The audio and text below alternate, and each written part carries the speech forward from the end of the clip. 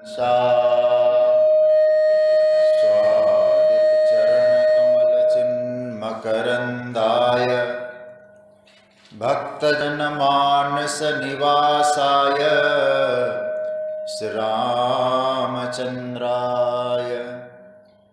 वागीशायस्य वदने लक्ष्मीर्यस्य च वक्षसि यस्यास्ते हृदये संवित् तं नृसिंहमहं भजे। गुरुर्ब्रह्मा गुरुर्विष्णुर्गुरुर्देवो महेश्वरः गुरुः साक्षात् परब्रह्म तस्मै श्रीगुरवे नमः। अतुलितबलधामं हेमशैलाभदेहं दनुजवनकृशानुं ज्ञानिनामग्रगण्यं सकलगुणनिधानं वानराणामधीशं रघुपतिप्रियभक्तं वातजातं नमामि। रामाय रामभद्राय रामचन्द्राय वेधसे रघुनाथाय नाथाय सीताया पतये नमः। श्रीराम जय जय राम।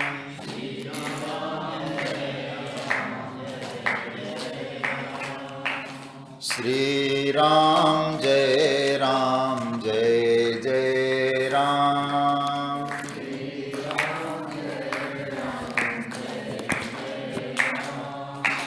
श्रीराम जय राम।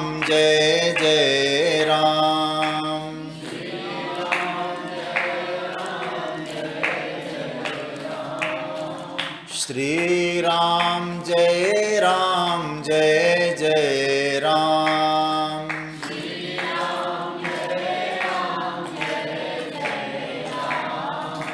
श्रीराम जय राम जय राम।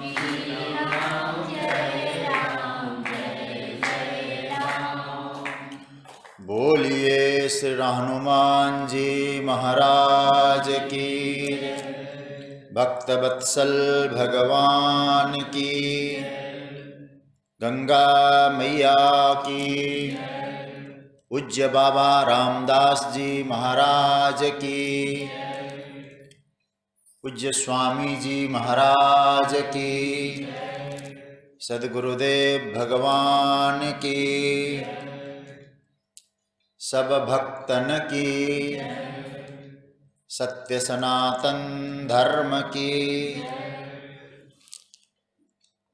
भगवत चरण कमलानुरागी सभी आत्मीय प्रिय भगवत प्रेमीजन, पूज्य चरण प्रातस्मरणीय गुरुकल्प स्वामी जी महाराज, सभी मातृशक्ति, आप सभी को मेरा प्रणाम वंदन। जय सिया राम। भगवान की मंगलमय कृपा से 5 दिवसीय हनुमान जी का चरित्र चिंतन की यात्रा में कल हम लोगों ने हनुमान जी के चरित्र में जो ज्ञान, भक्ति और कर्म का समन्वय, उसका दर्शन किया। प्रायः हनुमान चालीसा के विषय में लोगों की गहरी एक श्रद्धा है। इस बात की कल भी चर्चा हुई। सामान्य से सामान्य व्यक्ति से लेकर महान ज्ञानी तक हनुमान चालीसा की महिमा को बिना विकल्प के स्वीकार किया है। सब लोगों ने स्वीकारा है। और कई बार ऐसी कुछ धारणाएं भी बन जाती है। शास्त्र जो होते हैं वो कुछ बड़े होने चाहिए। हम लोग जब शास्त्र की बात करते हैं वो कहते हैं उसमें कुछ बड़ा हो और कुछ कठिन भी हो। लेकिन हनुमान चालीसा एक शास्त्र है। और कल मैंने इसका परिचय में कहा था, शुरुआत में एक दोहा, अंत में एक दोहा और बीच में 40 चौपाई। कलेवर की दृष्टि से भले ही छोटा हो लेकिन एक संपूर्ण शास्त्र है हनुमान चालीसा। और सज्जनों, एक ग्रंथ नहीं है, एक ग्रंथ रत्न है। तो हनुमान चालीसा के माध्यम से गोस्वामी जी ने हमारी धारणाओं का खंडन किया है कि जो हमारी धारणा बनती है ग्रंथ बड़ा होना चाहिए, कठिन होना चाहिए, छोटा सा ग्रंथ लिखा और सरल बना दिया, सब पाठ कर सके, सब इसका अनुष्ठान कर सके। तो इस प्रकार की कोई धारणा है तो पहले तो इसको पूरी तरह से नकार दिया, खंडन किया गया। अच्छा, हनुमान चालीसा की इतनी महिमा क्यों है? कभी हम लोग थोड़ा सा चिंतन करें, हनुमान जी की महिमा क्यों है, हनुमान चालीसा की महिमा क्यों है? हनुमान जी से हम पा क्या सकते हैं? ठीक है, हम उपासना करते हैं, मन में भावना रहती है, हमने हनुमान चालीसा का पाठ किया और हम काम में निकल गए, हमारा काम हनुमान जी ने बना दिया, ये अलग विषय है। हर मंगल को, हर शनिवार को हम हनुमान जी का मंदिर दर्शन करने जाते हैं, प्रसाद चढ़ाते हैं, हनुमान जी ने हमारा काम सफल बना दिया। और कभी कभी हम लोग कहीं यात्रा में जा रहे थे, रास्ते में हनुमान जी का मंदिर था, हमने प्रणाम नहीं किया, हम जिस गाड़ी में बैठे थे उस गाड़ी में पंचर हो गया। अब वो भी हनुमान जी है फिर भी, हाँ? कई लोगों की छोटी बुद्धि है भी तो कहती है। तो अब हमारी श्रद्धा है, हनुमान जी ने हमारा काम बनाया है, भक्तों की भावना का आदर है। लेकिन हनुमान जी को हम किस रूप में समझें? क्या हमारे जीवन में हनुमान जी के चरित्र से क्या सूत्र मिल सकते हैं? क्या जीवन को संभालने में, जीवन को सुधारने में हम कोई बात समझ सकते हैं? क्या जान सकते हैं? श्रद्धा होना, प्रसाद चढ़ाना, फूल चढ़ाना, ये विषय अलग है, ये उपासना का, कर्म का, भक्ति का। लेकिन हनुमान जी के जीवन से हमको क्या मिलता है? कल मैंने प्रारंभ में कहा था कि बच्चों को देखो, वो एनिमेशन वाली जो मूवी है ना हनुमान जी की, हमारे बेटे ने इतनी बार देखी, हमारा बेटा तो उस कैरेक्टर को बहुत अच्छा मानता है। क्या हनुमान जी का उपयोग यहीं तक है? हाँ, हनुमान जी प्रिय हैं, एक बात और है, किंतु हनुमान जी से हम क्या पा सकते हैं? हनुमान जी कुशल मंत्री हैं, हनुमान जी बहुत अच्छे संदेश वाहक हैं। इसलिए गोस्वामी जी ने हनुमान चालीसा में स्पष्ट लिखा है, राम दूत अतुलित बलधाम। हनुमान जी बड़े अच्छे मंत्री है, अच्छे प्रबंधक है। हम किसी भी रूप में हनुमान जी को लेने की कोशिश करेंगे। दूसरी बात, हम एक चौपाई गाते हैं, खूब प्रेम से गाते हैं, और मुझे मालूम है हनुमान चालीसा तो आप सबको याद भी है। जैसे हम बोलते हैं ना, दुर्गम काज जगत के जेते, और आगे सुगम अनुग्रह तुम्हारे तेते। हमने इसका अर्थ हुआ, दुर्गम जितने भी काज है हनुमान जी सबको सुगम बना देते हैं। ऐसा कोई कार्य नहीं है जो हनुमान जी नहीं कर सकते। हमने गाया, लेकिन हम इस पर चिंतन करें, हनुमान जी कार्य क्यों कर सकते हैं? कुछ अंश हम भी तो उस पर चिंतन कर सकें, पाठ करें, श्रद्धा रखना चाहिए हनुमान चालीसा पे। लेकिन वो क्यों ऐसा है? थोड़ा सा गंभीरता से हम लोग चिंतन करने की कोशिश करेंगे। इसमें ऐसा लगता है हनुमान जी के जीवन में बल, बुद्धि और ज्ञान का एक बड़ा अच्छा समन्वय है, सामंजस्य है। सज्जनों, और हनुमान जी का जो भी कार्य होता है ना, हम देखेंगे इसकी चर्चा, ठाकुर जी ने जो व्यवस्था बनाई, थोड़ा आज सूची का दर्शन करते हैं हम लोग। हनुमान जी का प्लानिंग, एक हनुमान जी कोई कार्य करते हैं ना तो कैसी योजना से करते हैं। चाहे आप अध्यात्म के क्षेत्र की बात करो, चाहे भौतिक जीवन के क्षेत्र की बात करें, किसी भी क्षेत्र की बात करें, हनुमान जी से एक प्रबंधन सीखा जा सकता है, एक प्लानिंग सीखा जा सकता है। और उस प्लानिंग का, उस योजना का कहां कैसे उपयोग करना है, हम हनुमान जी के चरित्र से कुछ सीखने की कोशिश करें। हम हनुमान जी के प्रति श्रद्धा रखकर, मैं ये नहीं कहूंगा कि आप 100 बार हनुमान चालीसा पाठ करो, आपको हनुमान जी ये देंगे। मैं इस बार मैं स्वामी जी से भी निवेदन करूंगा, मैं ये चर्चा नहीं करूंगा तुम हनुमान चालीसा, हनुमान जी को सहस्त्रार्चन करो, हनुमान जी को ऐसे फूल चढ़ाओ, आपको ये मिलेगा, मैं इस पर चर्चा ज्यादा नहीं करूंगा। थोड़ा हम सीखें हनुमत चरित्र से। हनुमान जी का प्रबंधन देखना है हमको। हनुमान जी कैसे अपने उस प्लानिंग को उतारते हैं, चरितार्थ करते हैं, उसका भी हम लोग दर्शन करेंगे। एक बात और कहूं, प्रबंधन के क्षेत्र में हनुमान जी का जवाब नहीं है। अच्छा, एक कुशल प्रबंधक है, और प्रबंधक शब्द का अर्थ संभवतः अंग्रेजी में मैनेजर होता होगा। तो अच्छा मैनेजिंग करते हैं हनुमान जी।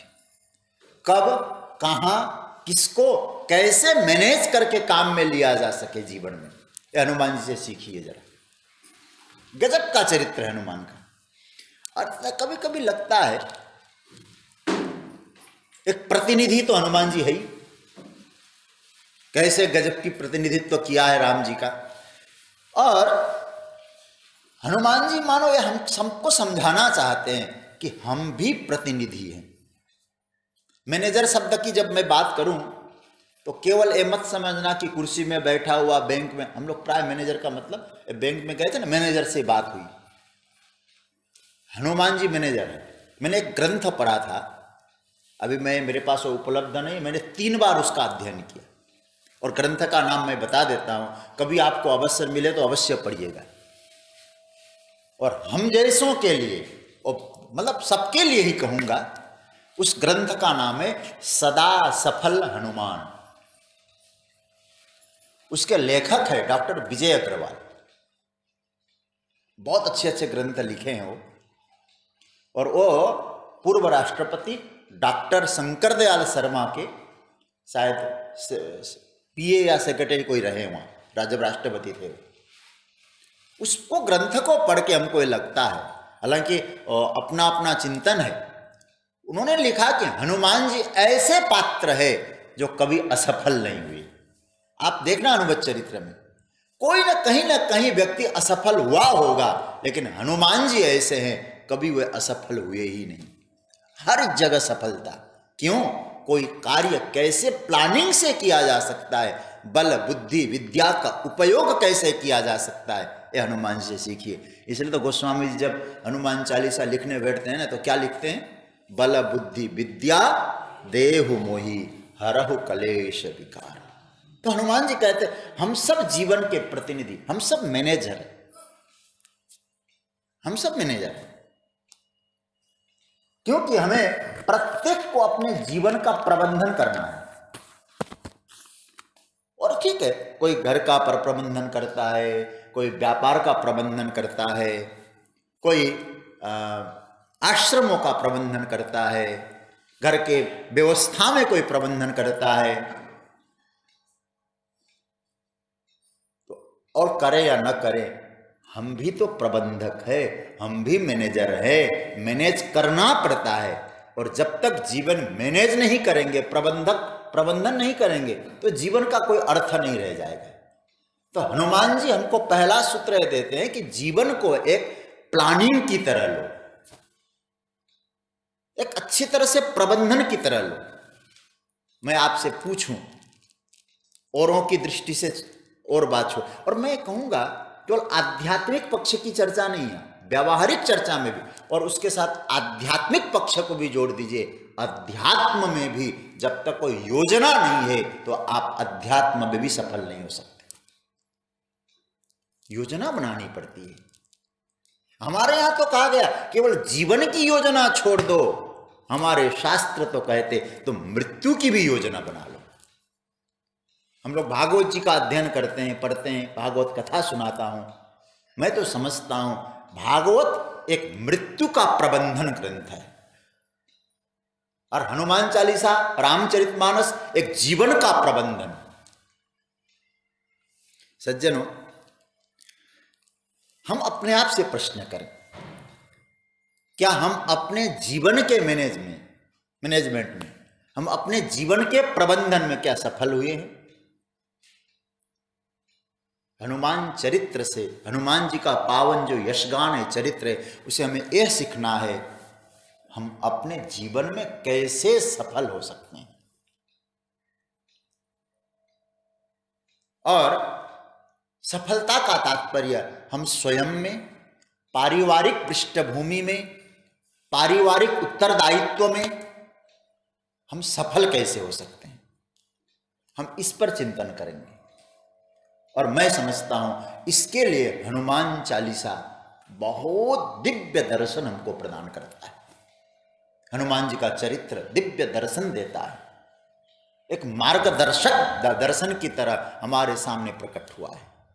हम यात्रा करेंगे और कुछ रामचरितमानस से भी लेंगे, कुछ वाल्मीकि जी से भी लेंगे, जो हमारी छोटी बुद्धि में कुछ रामचरित्र, हनुमत चरित्र आया है उसके आधार पर, लेकिन मुख्य विषय हनुमान चालीसा के आधार पर हनुमान जी का एक हम लोग मार्गदर्शन लेकर आध्यात्मिक जीवन हो, व्यावहारिक जीवन हो, व्यापारिक जीवन हो, उसकी ओर हम लोग चिंतन करेंगे। सज्जनों, एक गलत धारणा बैठ जाती, एक और गलत धारणा, क्या? धर्म और अध्यात्म के क्षेत्र में जो ज्ञानी होता है ना, वो भक्ति नहीं करता। एक गलत धारणा है हमारे जीवन में। जो ज्ञानी होगा, अरे महाराज एक ज्ञानी की चर्चा क्या करें। और एक बात समझ लेना, और ऐसा कई बार होता भी है, जो केवल ज्ञानी हो, मैं जो शब्द का प्रयोग कर रहा हूं, जो केवल ज्ञानी हो, वो भक्ति का अथवा कर्म का कभी कभी मजाक उड़ाता है। जो केवल ज्ञानी हो, इसलिए एक शब्द मैं फिर जोड़ रहा हूं, केवल ज्ञानी भक्ति का, कर्म का मजाक उड़ाता है। और जो कर्मवादी है वो कर्म की महिमा गाएगा, क्या है, कर्म करो, यही जीवन का आनंद है। लेकिन वो भी कभी कभी कहता है भक्ति करने से फायदा क्या है, इतनी देर तक बैठ के राम राम किया, कुछ मिला? एक ग्रंथ पढ़ने से क्या फायदा? कर्मवादी, जो केवल कर्मवादी होगा, वो ज्ञान का और भक्ति का वो मजाक उड़ाएगा। मैं जो मूल विषय पे आपको ले जाना चाहता हूं, कल तो मैं एक भूमिका के आधार पे चर्चा की थी। और तीसरी बात, जो भक्त होगा, भोले भगत, हाँ, हम जैसे जो भोले भगत हैं ना, भोले भगत, उनको न तो ज्ञान समझ में आता है, न कर्म की योग्यता अयोग्यता की समझ कर पाते हैं, फिर उलझन में रहते हैं। महाराज पापो हम, पाप कर्म हम, इसी में उलझते रहते हैं। जो ज्ञान और कर्म, केवल भक्ति, हनुमान जी का जीवन। और हनुमान चालीसा के आधार पर हम लोग देखें तो इन सभी भ्रांतियों को खत्म किया है। हनुमान चालीसा के माध्यम से ये कहा जा सकता है हनुमान जी में तीनों चीजें हैं, ज्ञान भी है, कर्म भी है, भक्ति भी है। तो पहला सूत्र जो मैंने कल प्रारंभ किया था कि जीवन को सफल बनाना है, तो आपको तीनों का समन्वय लेकर चलना पड़ेगा, ज्ञान, कर्म और भक्ति का। और हनुमान जी का चरित्र हमको इसमें इंगित करता है, मार्गदर्शन कराता है। और सज्जनों, यह सूत्र कहूं मैं, केवल फिर कह दूं, केवल अध्यात्म पे मत समाप्त करना। ये जीवन के लिए, दैनंदिन जीवन की सफलता भी यदि आपको चाहिए तो ये तीनों का समन्वय हमारे जीवन में बहुत बहुत बहुत आवश्यकता है। आज मैं एक छोटा सा प्रयोग करके आपके सामने बात रखूंगा, और मुझे मालूम है आप लोग इतने अच्छे चिंतक हैं, तो आज मैं आपके सामने एक बात करूं। अच्छा, हमारे पास एक केला, स्वामी जी ने मुझे प्रसाद में केला, सबको केला दिया, चलो एक एक, लेकिन दिया है, दिया नहीं दिया है, जाके आप स्वामी जी से मांगना नहीं, मुझे केला दे दो, बाद में वो कहो कि केला के दे दो। अच्छा, मान लो कि स्वामी जी ने आप सबको प्रसाद में एक एक केला दिया। अब मैं आपसे पूछूं केले का आप क्या करोगे, तो आप सीधा जवाब दोगे, ये भी कोई पूछने वाली बात है, केला खाएंगे हम, जब प्रसाद में मिला तो खाएंगे, ये आपने जवाब दिया। अब मैं पूछता हूं, आप लोग सही सही जवाब दो, ठीक है? छिलके का क्या करोगे? अब आप देखिए, छिलके का क्या करेंगे? तो मैं आपसे पूछूं, लेकिन आपको सुविधा के लिए मैं पहले 3 ऑप्शंस बता दूं, शायद यही ऑप्शंस होने चाहिए। कुछ लोग कहेंगे केला खाया, छिलका फेंक दिया, और इसका मतलब ये मत समझना कि आपने ऐसी रोड में फेंक दिया मतलब डस्टबिन में डाल दिया, कहीं अन्यत्र डाल दिया। एक उत्तर ये हो सकता है। दूसरा, मैं आपको फिर कह दूं, कहीं आप मत समझना कि मैं विषयांतर करके आपको भटका रहा हूं, मैं मूल विषय पे आ रहा हूं। दूसरा ये भी हो सकता है आपके उसमें, केला खाया है, उसको क्या करें, छिलका हम कहीं गार्डन में डाल देंगे, बगीचे में डाल देंगे, और शायद खाद बन जाता है उसका। मैंने एक मेरे मित्र को देखा था, वो जो भी मिलता है ना उसको खाद बना देते हैं, और अच्छा बगीचा बना लिया उन्होंने, तो खाद बना लेंगे, ठीक है। अच्छा, और कोई उपयोग हो सकता है क्या? केला खाया और क्या उपयोग होगा उसका? हाँ, खाद नहीं, और भी तो कोई हो सकता होगा। हाँ, एक भी हो सकता है, ये ऑप्शन बहुत अच्छा है। केला खाया और छिलका हमने किसी गाय को खिला दिया। और मुझे लगता है कि शायद और ऑप्शंस नहीं होंगे क्या? अभी मैंने एक जगह कहा था, आज सब्जी क्या बनाई? भैया ऐसे मैं पूछता नहीं हूं, लेकिन वो अचानक पूछ लिया, उन्होंने कहा केले के छिलके की सब्जी। और हालांकि अच्छा बनाया, कहीं मैं गया था और बड़ा स्वादिष्ट था। किस लिए, कैसे बनाया, हमने मीनू पूछा नहीं उसको, कैसे रेसिपी कैसे नहीं, तो हो सकता है ये भी प्रयोग में आए, लेकिन मुझे लगता है ये भी एक प्रयोग हो सकता है। अच्छा, अब आप थोड़ा सा चिंतन करना, एक केले के 3 उपयोग हमको दिखाई दिए, मुझे लगता है इसी के आधार पर हम चिंतन कर सकते हैं, जीवन के भी हम 3 रूपों में समझ सकते हैं। कैसे? देखो, छिलका फेंकना, ठीक है, हमने केला खाया, छिलका फेंक दिया, तो मैं इसको एक कहूंगा, एक ज्ञान का मार्ग है, एक ज्ञान का मार्ग है।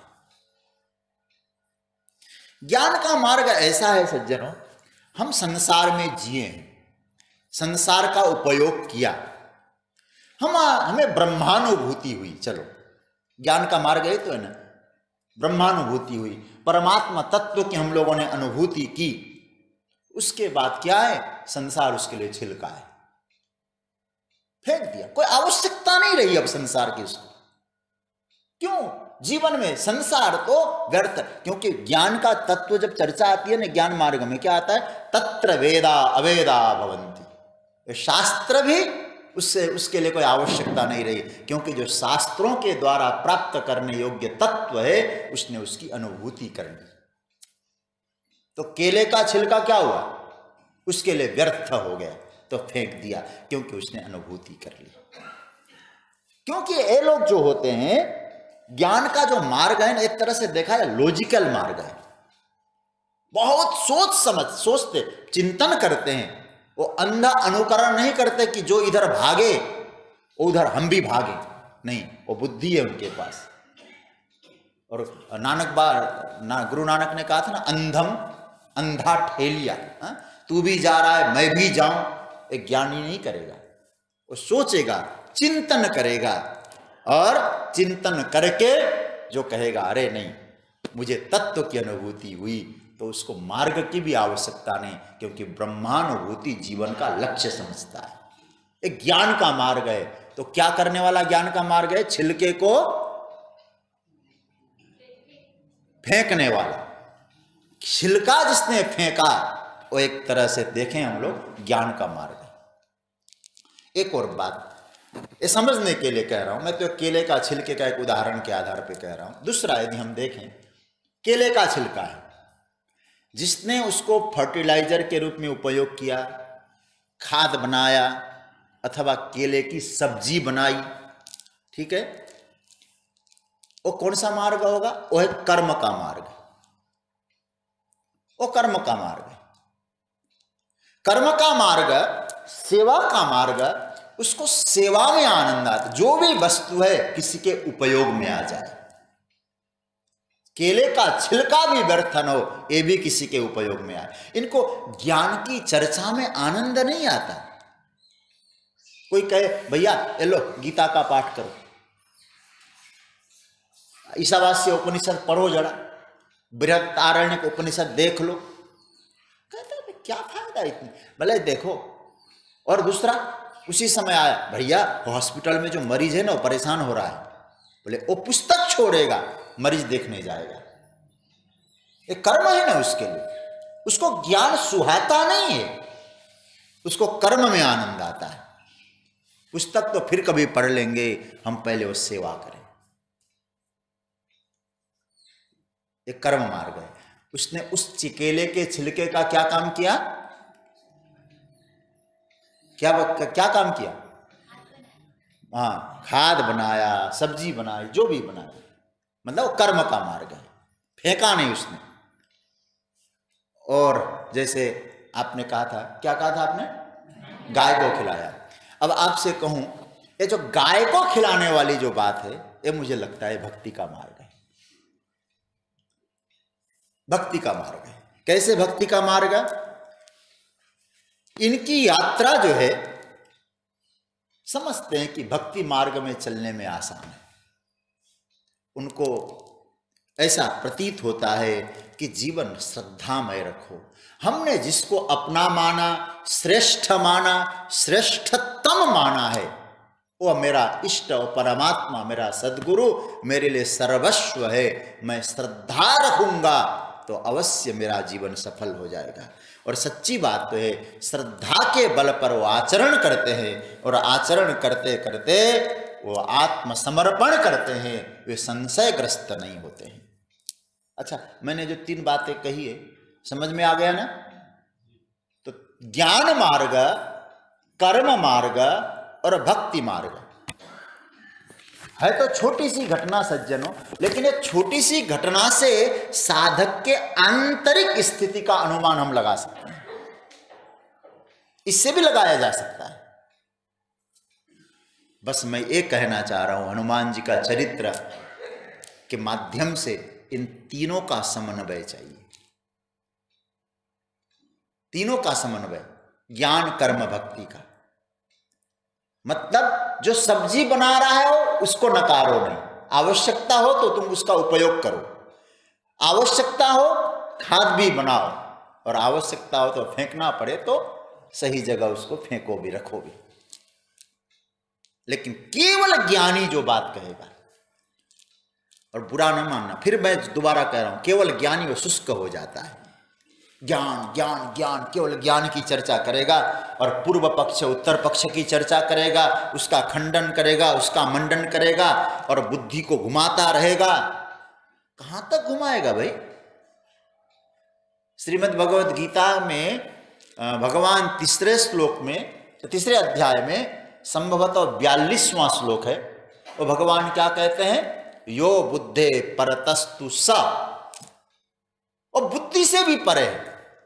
हम हर चीज को अपने बुद्धि से पकड़ना चाहें, और कभी कभी लगता है जो कर्म के बिना, भक्ति के बिना केवल ब्रह्म, रस्सी और सर्प की ही चर्चा करते रहे। वेदांत में है क्या? रस्सी और सर्प की ही चर्चा करते रहेंगे, न भजन करेंगे, न माला जपेंगे, बैठो यहां, बोले क्या? संसार भ्रम मूलक है। जैसे रस्सी में सर्प दिखाई दे रहा है, सत्य सर्प नहीं है, सर्प सत्य रस्सी है। समझना। और फिर क्या होगा? करते करते करते करते ऐसे ड्राई हो जाते हैं, उकताने लग जाते। उकताएंगे महाराज, भक्ति के बिना जीवन उकता जाता है। यदि वहां कर्म और भक्ति का समन्वय न हो उस ज्ञान में, तो सज्जनों ज्ञान शुष्क हो जाता है, व्यर्थ हो जाता है ज्ञान भी। कर्म और भक्ति का समन्वय न हो।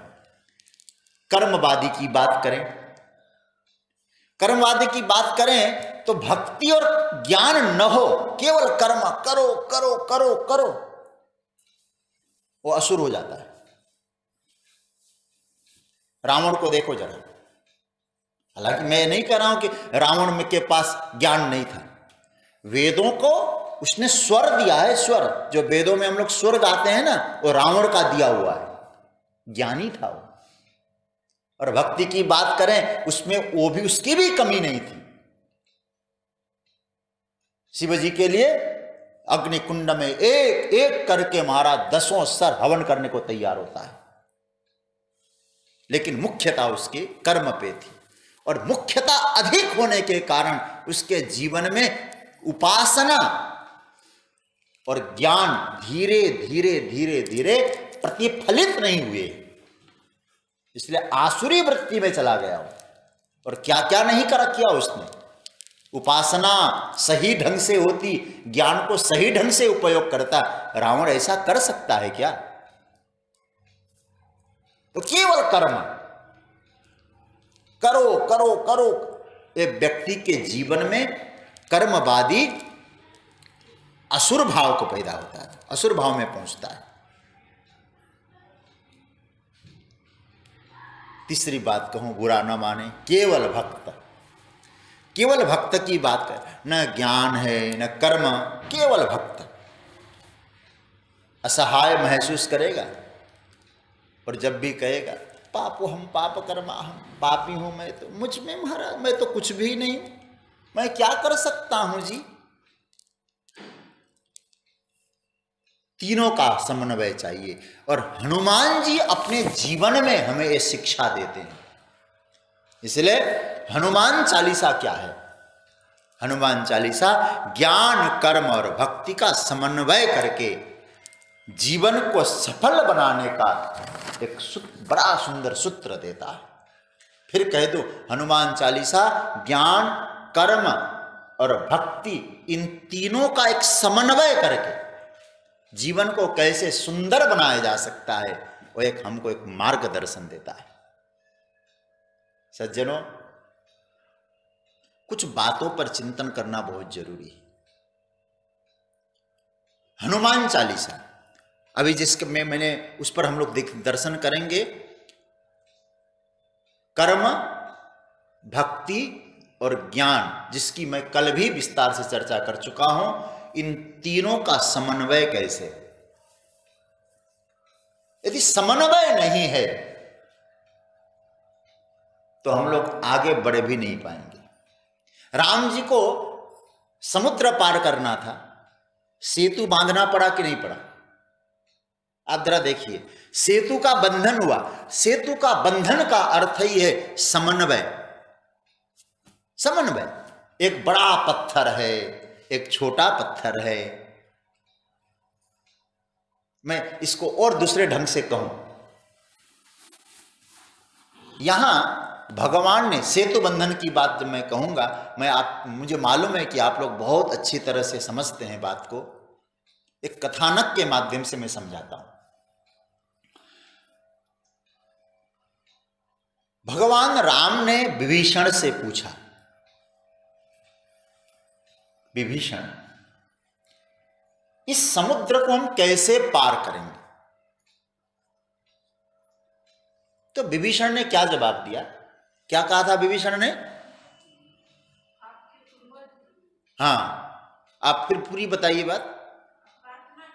हाँ, विभीषण ने कहा कि आप के पूर्वज जो है समुद्र की पूजा करते थे और आपके कुलगुरु, इसलिए आप अनशन करिए, प्रार्थना करिए, तो शायद समुद्र आपकी बात मान ले।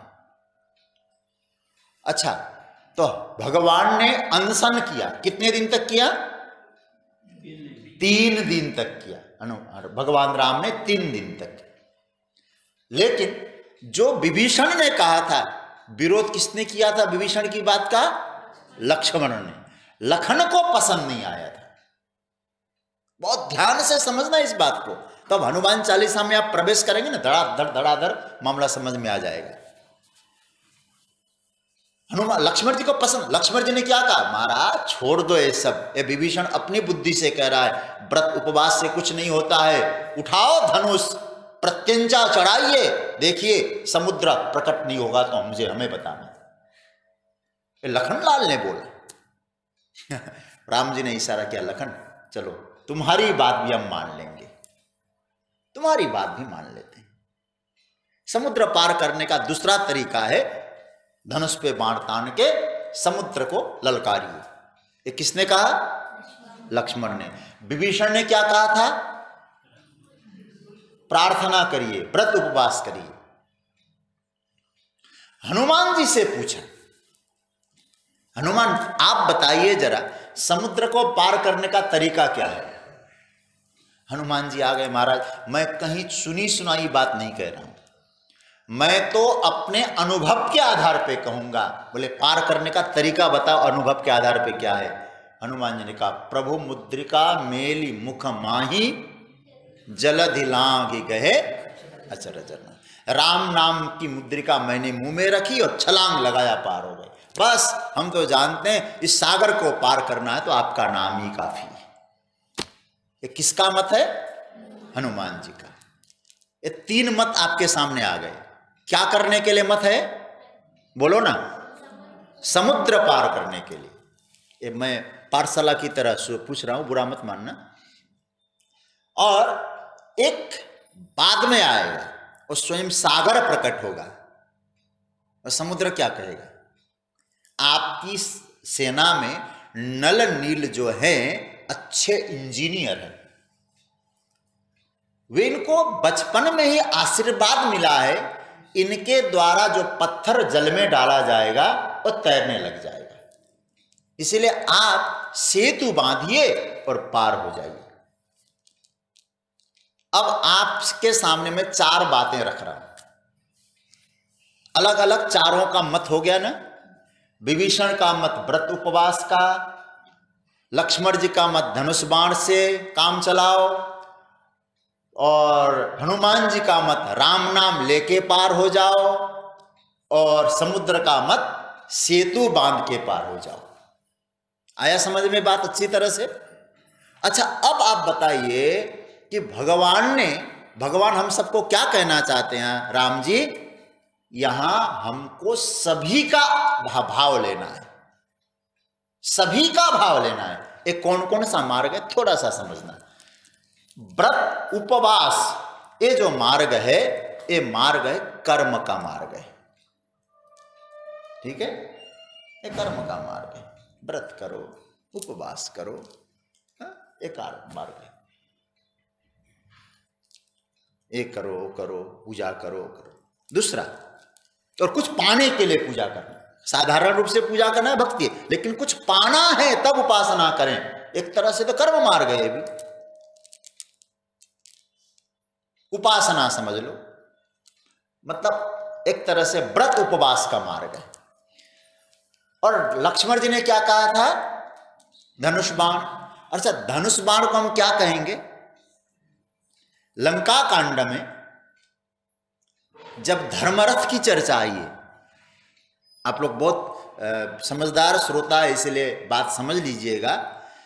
लंका कांड में जब धर्मरथ की चर्चा आई, वहां धनुष बाण किसको कहा गया? बर विज्ञान कठिन कोदंडा। वहां धनुष बाण के लिए क्या कहा है गोस्वामी जी ने? ज्ञान, विज्ञान। तो लक्ष्मण जी का मत है ज्ञान से पार हो जाओ, विज्ञान से पार हो जाओ। ज्ञान का मतलब जानना, विज्ञान का मतलब जाने हुए तत्व का अनुभव करना। तो सागर पार होना है, और सागर पार होने के लिए, देहाभिमान को पार होने के लिए लक्ष्मण जी का मत है ज्ञान का मार्ग है। विभीषण का मत है व्रत उपवास का मार्ग।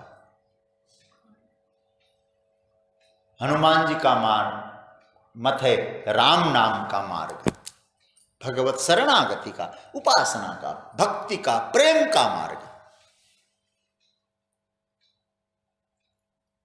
ये 3 मार्ग हो गए। चौथा मार्ग अभी मिलेंगे, हमें मिलेगा।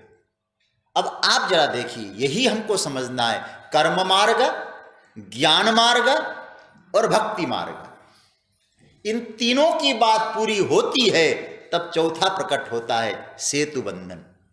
ये तीनों की बात जब तक, राम जी भी हम सबको ये संदेश देना चाहते हैं, मैंने न विभीषण का बात का अनादर किया, न लक्ष्मण जी के बात का अनादर किया, न हनुमान के बात का अनादर किया। कैसे? आप जरा देखिए। और बहुत बढ़िया दोहा आप सब जानते हैं ना, और मैं बोलूं तो मुझे मालूम है पीछे पीछे आप सब बोल देंगे। विनय न मानत जलधि जड़, गए 3 दिन बीत, बोले राम सकोप तब, भय बिनु होहि न प्रीत। इसका अर्थ क्या हुआ? विभीषण की बात मान गए। पहला, भगवान कहते नहीं, एक कर्म का मार्ग ये भी आवश्यक है, इसको त्यागना नहीं चाहिए, करो कर्म। नहीं माना, लक्ष्मण बाण सरासन आनो, सोसो वारिधि बिसिख कृषाण। और वहां बहुत बड़ी बात कही है, उसकी मैं चर्चा नहीं करूंगा, मुझे तो यहाँ कुछ बातें आपके सामने रखने का मन हो रहा है। सट सन विनय कुटिल सन प्रीति, वो अलग विषय है। तो वहां राम जी लक्ष्मण से कहते लाओ धनुष बाण, और जैसे धनुष बाण चढ़ाया तो लक्ष्मण जी भी खुश हो गए। लक्ष्मण जी को लगा, हाँ महाराज, ऐसा लगता है हमारे गुण आप में उतर रहे हैं। अब उतर रहे हैं। आपको क्रोध करते देखकर लक्ष्मण जी खुश हो जाते हैं राम जी को। और सज्जनों, ये दूसरा मार्ग है, इसका नाम है ज्ञान मार्ग। इसको भी भगवान ने नहीं, धनुष बाण उठाने का मतलब है एक ज्ञान का मार्ग। ठीक है, आपको समझ में आ रहा है ना? तीसरी बात यह है कि अब जब पत्थर तैयार करने लगे, एक बड़ा एक छोटा, वहां क्या लिखा गया? राम नाम। ये भक्ति का मार्ग है, भगवत शरणागति का मार्ग है। तो तीनों को मिलाया, कर्म का मार्ग, ज्ञान का मार्ग और भक्ति का मार्ग जब मिलाया तो सेतु बंधा कि नहीं बना? हाँ? राम नाम भी चाहिए वहां, भक्ति भी चाहिए, कर्म भी चाहिए। भगवान हम सबको कहना चाहते हैं, मैंने सभी का आदर किया है। किस लिए?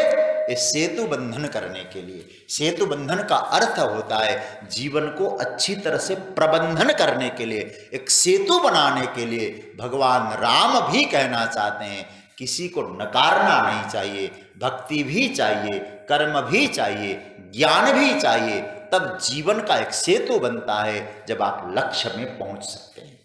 सेतु बांधना हो तो आप नकारोगे तो काम नहीं बनेगा।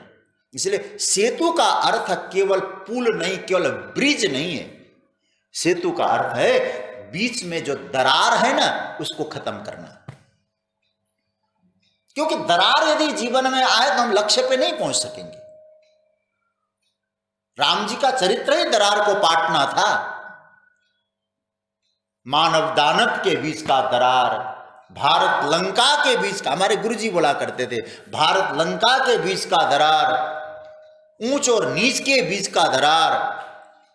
ये सब प्रबंधन की दृष्टि से देखा जाए, मैनेजमेंट की दृष्टि से देखा जाए, आप बहुत बड़े मैनेजर है, आपके छोटे कर्मचारी भी उतना ही महत्वपूर्ण व्यक्ति आपके लिए जो इतना बड़ा है कोई वहां का आपका अफसर है। सबका समन्वय, इसलिए उस सेतु में एक बहुत बड़ा पत्थर था होगा और दूसरा छोटा भी तो पत्थर था होगा, क्योंकि तरासे तो नहीं गए थे पत्थर, तरासे गए थे तो एक साइज के हुए होंगे, लेकिन एक साइज के तो थे नहीं, एक बड़ा था एक छोटा था, एक शायद किसी आकार का था होगा, लेकिन सबको लेकर चलना होगा और सबको लेकर चलने के लिए तीनों का समन्वय जरूरी है। भक्ति, ज्ञान और कर्म का समन्वय जरूरी है।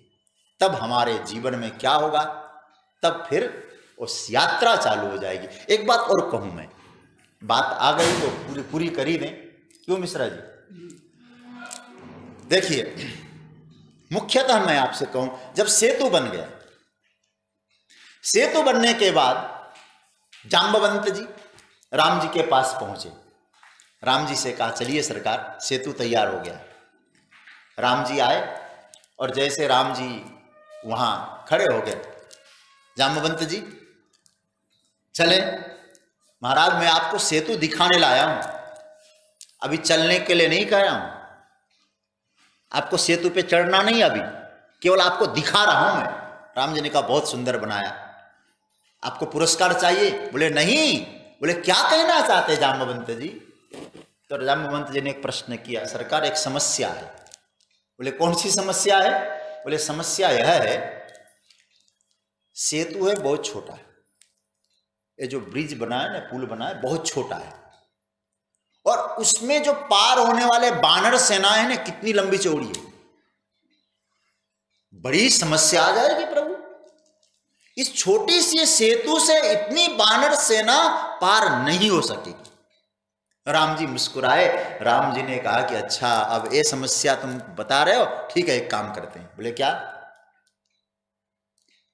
मैं खड़ा हो जाऊंगा। अच्छा फिर क्या होगा? बोले देखो मैं जैसे खड़ा हो जाऊंगा ना, तो वहां मेरा दर्शन चाहते हैं जल में रहने वाले सारे जीव। अच्छा फिर क्या होगा? वो सारे जलचर जीव मेरा दर्शन चाहते हैं तो सबके सब बाहर आ जाएंगे। अच्छा फिर क्या करना होगा जाम्बवंत जी? वो जलचर जीव जब आएंगे ना, उन जलचर जीवों के ऊपर पांव रखकर हमारी सारी सेना चली जाएगी। जाम्बवंत जी ने कहा प्रभु कंदमूल फल खाते खाते कहीं आपकी बुद्धि भी क्या हो गई समझ में नहीं आता। ऐसा नहीं बोला है, हम तो ऐसे बोल रहे हैं, जाम्बवंत जी ऐसा नहीं बोल सकते। आपने कैसा कैसे कह दिया कि ऐसा हो सकता है? हम रहे होते तो वहां शायद हम तो बोलते ये बात कि राम जी जैसे ऐसा प्लानिंग बता रहे हैं, जलचर जीवों के ऊपर पांव रख के चले जाओ। जाम्बवंत जी ने कहा प्रभु एक बात सोचिए, आप कहते बानर सेना और जलचर, इन जानवरों के ऊपर जल में रहने वाले, ये तो उछलने वाले, और पानी, समुद्र का पानी शांत तो है नहीं, घूमता रहता है, उत्ताल तरंगें उठती हैं, और उन तरंगों के बीच में उठने वाले जलचर जीव, उन जलचर जीवों के ऊपर रहने वाले हमारी बानर सेना। तो पहले तो पानी चंचल है, पानी के ऊपर रहने वाले जीव चंचल है, और जीव के ऊपर पैर रखने वाले बानर कैसे हैं, वो कितने बड़े चंचल है। तो ये तो ऐसी स्थिति होगी, लंकापुरी की जगह यमपुरी की यात्रा सबकी हो जाएगी, सब के सब समुद्र में। तो उसी समय भगवान मुस्कुराए, कहा कि नहीं ऐसा होगा। फिर कैसा होगा? बोले मैं जब खड़ा रहूंगा ना सेतु पर, मेरा दर्शन करने के लिए जब जलचर जीव बाहर आएंगे, तो आपको बताऊं जाम्बवंत जी, अपनी चंचलता भूल जाएंगे सारे जीव। फिर क्या होगा? और जब भूल जाएंगे ये लोग प्रकट होंगे, ऐसी सब व्यवस्थित हो जाएगा, व्यवस्था हो जाएगी, एकदम चंचलता गायब हो जाएगी, तो कहीं भी पैर रखो पार हो जाओगे। तो काफी ठीक है, जरा इसका एक बार प्रैक्टिकल हो जाए। राम जी सेतु पर खड़े हो गए, और आपको आश्चर्य होगा, सेतु पर खड़े होते ही सारे के सारे जानवर बाहर आ गए जल से। और ऐसी स्थिति हो गई, पानी तो बिल्कुल दिखना बंद हो गया, सागर दिखाई नहीं दिया किसी को। क्या दिखाई दिया? मानो एक सुंदर मार्ग बन गया है। और रामचरितमानस के लंका कांड की बहुत अच्छी चौपाई, तिनकर ओटन देखिए बारी, मगन भय हरि रूप निहारी।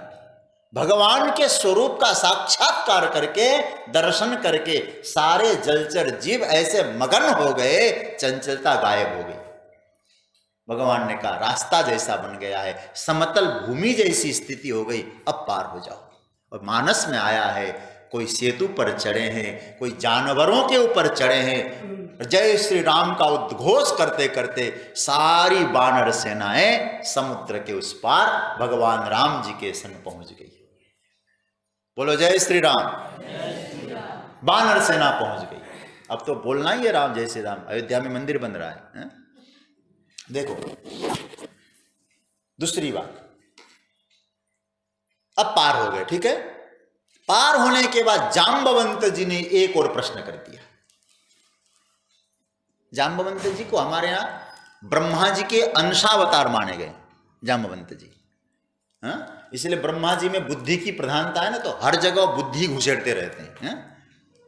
तो जाम्बवंत जी ने एक और प्रश्न किया, प्रभु बोले हाँ, आपको मालूम था आपका दर्शन करने के लिए सारे के सारे जानवर बाहर आ जाएंगे, तो पहले ये व्यवस्था बना देते, आप समुद्र के तट पे खड़े हो जाते, जानवर बाहर आ जाते, न आपको 3 दिन का अनशन रखना पड़ता, न धनुष बाण उठाना पड़ता, न राम नाम लिखने की व्यवस्था करनी पड़ती, न पत्थर ढोना पड़ता। व्यवस्था क्या वह बढ़िया बन जाती। फिर राम जी ने कहा जाम्बवंत जी ये तो बात बिल्कुल ठीक है, लेकिन थोड़ा सा विवेक का प्रयोग करो। विवेक का प्रयोग क्या करना? विवेक का प्रयोग ऐसे करो, आपने कहा मैं खड़ा हो जाता, मैं खड़ा कहां होता? मेरे खड़े होने के लिए भी तो जगह चाहिए कि नहीं चाहिए? मैं भी तो कहीं खड़ा होना चाहता हूं, तो मेरे खड़े होने के लिए जगह बननी चाहिए। और जब मैं जहां खड़ा हो जाता हूं, फिर तो चिंता न करो, समुद्र सेतु, समुद्र तुम्हारे लिए भूमि बन जाए। गरुड़ सुमेरु रेणु समताही, राम कृपा करी चितवा जाए। इसका अर्थ क्या है? भगवान राम हम सबको एक कहना चाहते हैं। हनुमान चालीसा के आधार पर राम जी का मैं उदाहरण लेके आपके सामने बात कर रहा हूं। भगवान कहते हैं सेतु का निर्माण आवश्यक है। और सेतु कैसा हो? ज्ञान, कर्म और भक्ति का सेतु बनाओ। केवल ज्ञान ही ज्ञान नहीं, केवल कर्म ही कर्म नहीं, और उन सब को छोड़ के केवल भक्ति ही भक्ति नहीं, तीनों का समन्वय करो। और समन्वय करने के बाद उस बनाए हुए सेतु पर आप भगवान को विराजमान करो। कहीं आपने उस सेतु का निर्माण किया है तो आप लोग उस सेतु पर, उस साधना के सेतु पर अहम को स्थापित मत करो। और अधिकतर होता यह है सज्जनों, हम सेतु तो बना देते हैं कभी कभी, लेकिन उस सेतु पर हमारा क्या होता है? भगवान की जगह अहम स्थापित हो जाता है, मैंने बनाया है। बस इस बात को समझने की कोशिश करना। हम सेतु का निर्माण करें। सेतु कैसा होना चाहिए? उसमें ज्ञान हो, धनुष बाण हो, हनुमान भक्ति हो, और यहां विभीषण कर्म हो। तीनों की आवश्यकता है। मैं ये नहीं कह रहा हनुमान जी में ज्ञान, केवल उदाहरण के तौर पे मैं बोल रहा हूं आपको। सेतु बनाइए, किसी का अनादर, राम जी ने अनादर नहीं किया है, सबको ले लीजिए और सेतु अवश्य बनाइए। वो आपके जीवन में साधना का सेतु बन जाएगा। और आपके द्वारा बनाए हुए साधना के सेतु पर जब भगवान राम बैठ गए तो भवसागर में कहीं भी पैर रख लो आप पार हो जाओगे, कहीं भी पैर रख लो। लेकिन जिस सेतु में आपने अहम को रख दिया, फिर आपको डूबने की पूरी संभावना है। अहंकार डुबाता है, अन्यथा कोई डुबा नहीं सकता आपको। भगवान को विराजमान करना है। तो सज्जनों, इस हनुमान चालीसा में, हनुमान जी के जीवन चरित्र में, हनुमान चालीसा के आधार पर हम लोग चिंतन करें तो हनुमान चालीसा में तीनों का समन्वय बताया गया है। जीवन प्रबंधन के लिए, जीवन को एक सुंदर व्यवस्थित ढंग से हम पार ले जा सकें, इसके लिए एक को नकार कर दूसरे को पकड़ना हनुमान चालीसा ने नहीं बताया। हनुमान जी के जीवन से हमें शिक्षा लेनी है। तो थोड़ा सा हम लोग इस ग्रंथ पर भी चर्चा करेंगे। छोटा सा ग्रंथ है। पहली बात तो तुलसीदास जी के बारे में तो कोई अपरिचित है नहीं। गोस्वामी तुलसीदास जी का जन्म तो आप सब जानते हैं, प्रयाग के पास राजापुर में संवत 1554 में हुआ है। और गोस्वामी तुलसीदास जी का बचपन कैसा था, मैं उस पर, आप लोग पढ़ते हैं रामचरितमानस में उनका जीवन ही आता है, आप लोग पढ़ लेना।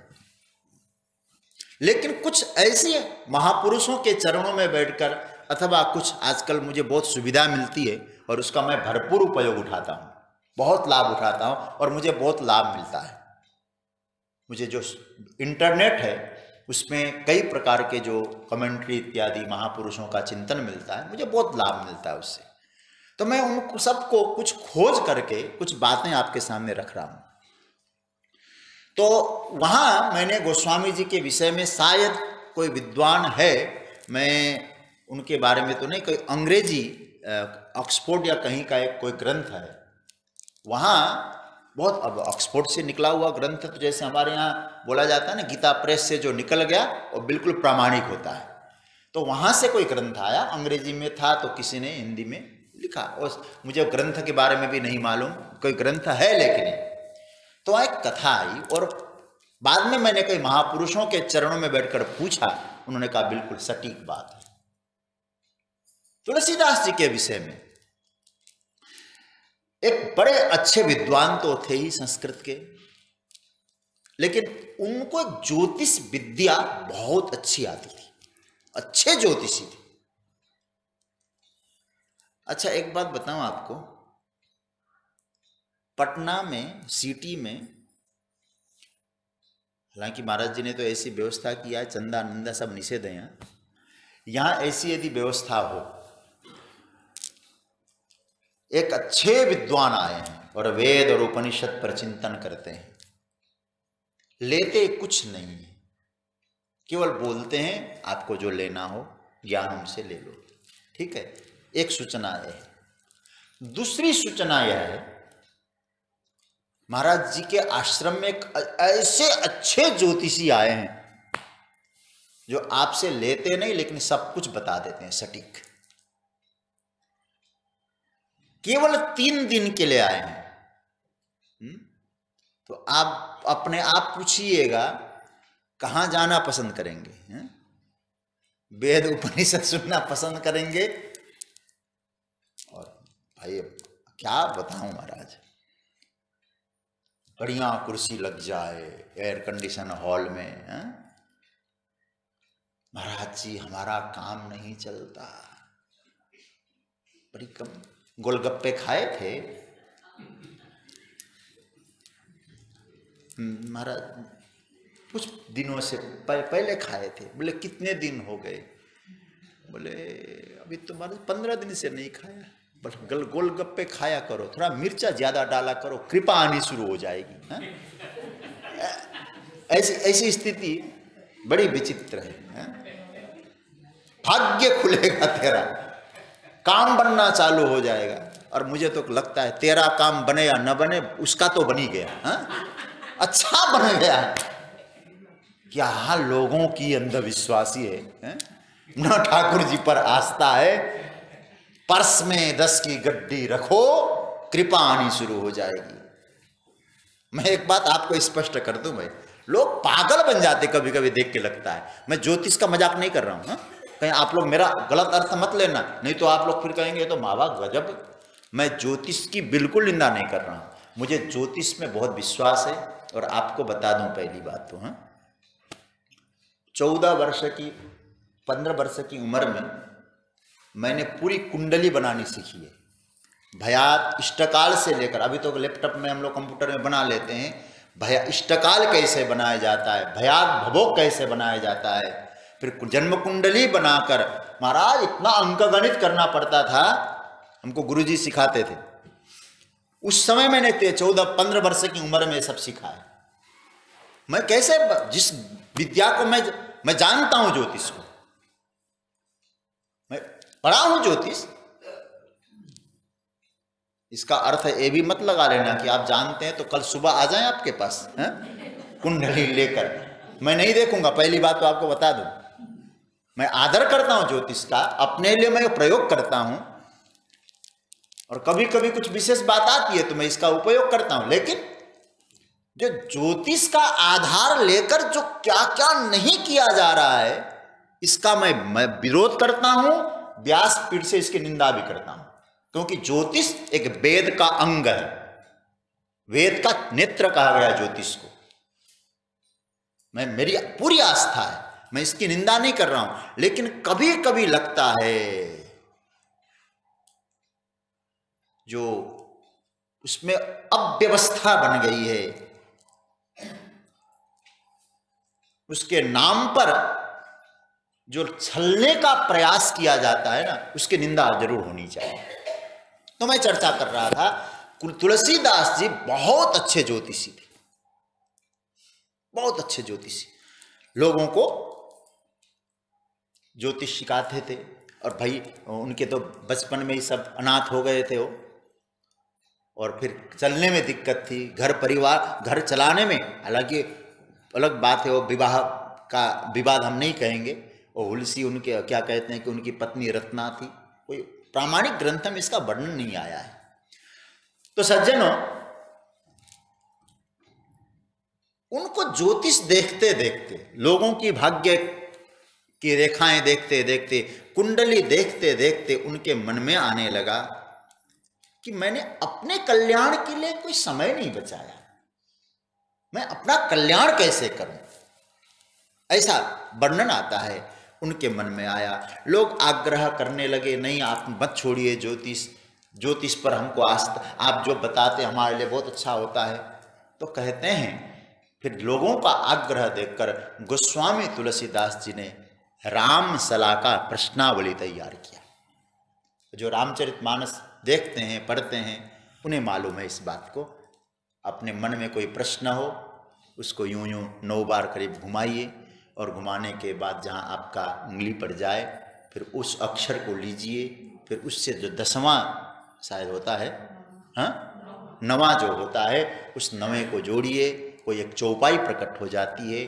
फिर आपके मन का प्रश्न और समाधान वहाँ उसका मिल जाता है। तो लोगों को गोस्वामी जी ने कहा, भाई अब मैं ज्योतिष पर मेरी आस्था तो है, लेकिन मैं अपने कल्याण के लिए समय नहीं मिल पाता मुझे, इस दृष्टि से आप रामसला का प्रश्नावली से अपने समाधान कर लो। लोगों ने उनका आग्रह को अस्वीकार नहीं किया, तो फिर उस तरह से चलने लगा मन का।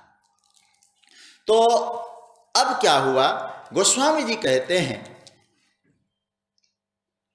महापुरुष लोग, उस सब के बाद तुलसीदास जी को समय मिला, हरिनाम का आश्रय लेने लगे। तुलसीदास जी को लगा अब बाह्य संसाधनों के साथ साथ जो कुछ हुआ है वो होने दो, लेकिन हमें आंतरिक स्थिति को मजबूत करनी है। क्या करना है? साधना। उसके लिए परमात्म तत्व का अनुसंधान करें। और जब तक या सज्जनों उस परम तत्व से हम लोग नहीं जुड़े हैं, तब तक हमारे जीवन की जो है आंतरिक ऊर्जा जो है वो प्रकट नहीं हो पाती, आंतरिक ऊर्जा बलवती नहीं हो पाती। उस आंतरिक ऊर्जा को बलवान बनाना है तो अंतर में एक श्रद्धा, अंतर में परमात्म तत्व का अनुसंधान आपको आवश्यक है। फिर तो हम फिर कहेंगे संसार, अरे भाई परमात्मा क्या कह रहा है? भगवान कह रहे हैं ममई वांशो जीवलोके, तुम मेरे हो। परमात्मा घोषणा कर रहे हैं और हम लोग क्या कहने लग गए? बोले हम तो संसारी है। उसकी बात सुन रहे हैं कि किसकी बात सुन रहे हैं? कभी कभी तो बड़ा विचित्र लगता है। बड़े बड़े भक्त लोग भी कहते हम तो संसारी है जी, कुछ कर नहीं सकते। और उधर भगवान छाती ठोक के कहता है, तू क्यों अपने आप को संसारी कह रहा है, मम एव अंश, तू तो मेरा है। जब व्यक्ति को लगे कि मैं संसार में हूं पर संसार का नहीं हूं, याद रखना फिर आपके भीतर की आंतरिक ऊर्जा प्रकट हो जाएगी। हम लोग संसार में रहते रहते संसार के हो जाते हैं।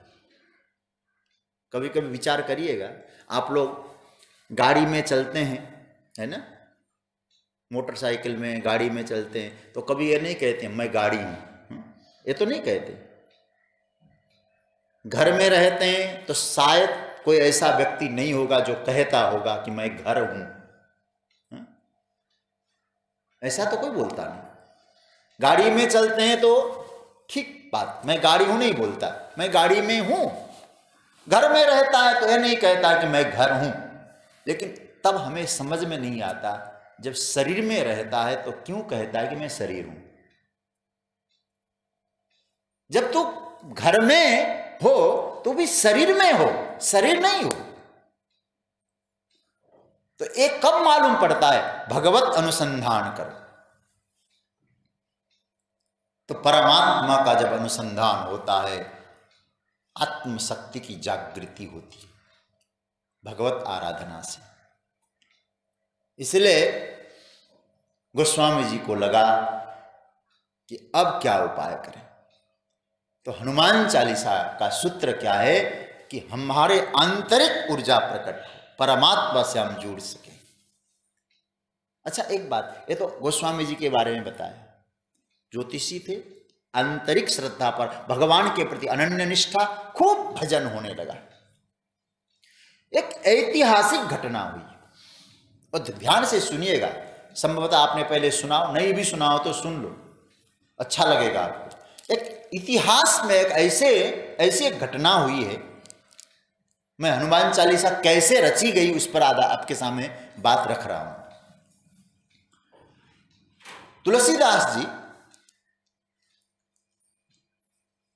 परम भक्त है, इसमें तो कोई दो राय नहीं।